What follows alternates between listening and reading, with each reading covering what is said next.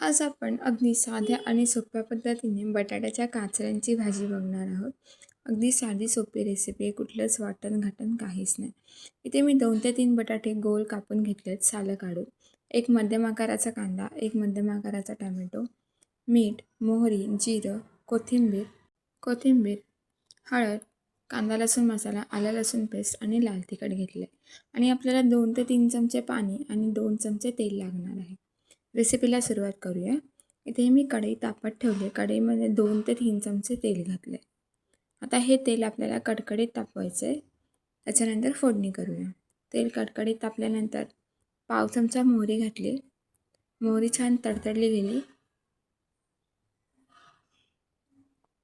की ह्याच्यामध्ये मी पाव चमचा जिरे घालणार आहे. जिरेसुद्धा छान तडतडले गेल्यानंतर एक मध्यम आकाराचा कांदा मी उभा कापून घेतला आहे, तो घातला आहे.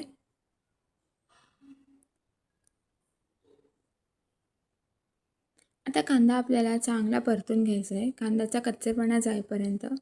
कांदा कच्चा जर राहिला ना तर भाजीमध्ये असा कचकच लागतो. म्हणून कांदा आपल्याला चांगला परतून घ्यायचा आहे. माझा कांदा परतून झालेला आहे. आता ह्याच्यामध्ये मी टोमॅटो घालणार आहे. टोमॅटोचं प्रमाण तुम्ही तुमच्या आवडीनुसार कमी अधिक करू शकता. या भाजीत टोमॅटो जास्त जरा चांगला लागतो.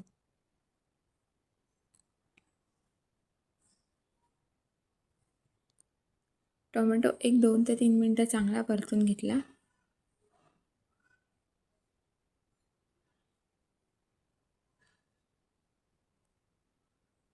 आता ह्याच्यामध्ये मी 1 चमचा आलं लसूणची पेस्ट घालणार आहे.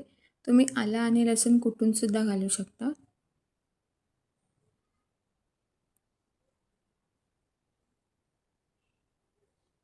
1 चमचा आलं लसूणची पेस्ट घातल्यानंतर आता याचा कच्चेपणा जाईपर्यंत आपल्याला हे परतून घ्यायचं आहे.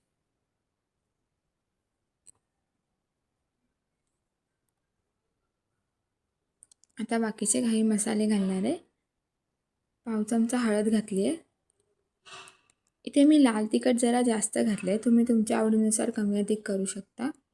1 चमचा लाल तिखट घातले आणि अर्धा चमचा कांदा लसूण मसाला घातला आहे. चवीपुरतं मीठ घालणार आहे.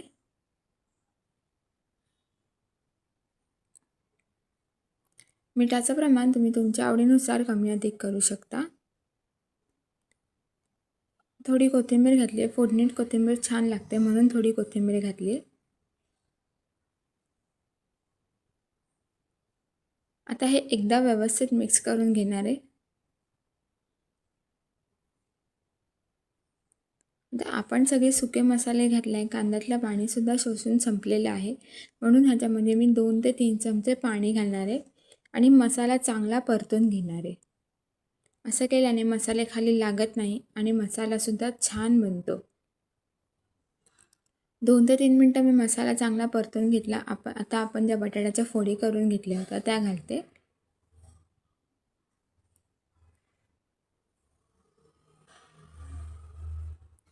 बटाटासुद्धा चांगला परतून घेतला आहे मी मसाल्यांमध्ये. आता याला 7 ते 8 मिनटं झाकण ठेवून ह्याच्यावर चांगलं शिजवून घेणार आहे. मध्ये मध्ये याला ढवळत राहायचं कारण की मसाला आहे खाली, पाणी नाही घालणार आहे आपण परत. त्याच्यामुळे तो खाली लागू शकतो. 1-2 मिनटांनी याला मी मध्ये मध्ये ढवळत राहणार आहे.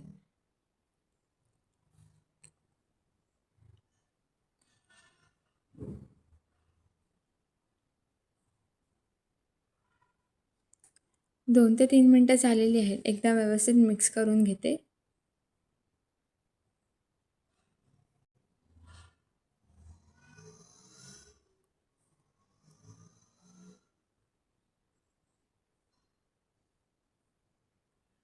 पुन्हा एकदा झाकण ठेवून याला शिजेपर्यंत शिजवून घेणार आहे बटाटा मी. बटाटा आपला छान शिजला आहे. भाजीसुद्धा तयार झाली आहे. तुम्ही आता मुलांच्या शाळा चालू होतील त्याच्यासाठी ही भाजी टिफिनला नक्की देऊ शकता. बटाटासुद्धा आपला छान शिजलेला आहे. वरतून बारीक चिरलेली कोथिंबीर घालते.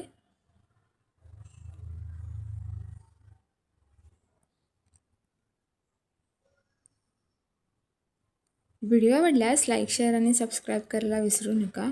रेसिपी कशी वाटली हे नक्की कमेंट करून सांगा. पुन्हा भेटूया अशाच एका नवीन रेसिपीसोबत. तोपर्यंत धन्यवाद. मस्त तिखट झणझणीत अशा बटाट्याच्या काचऱ्याची भाजी तयार आहे.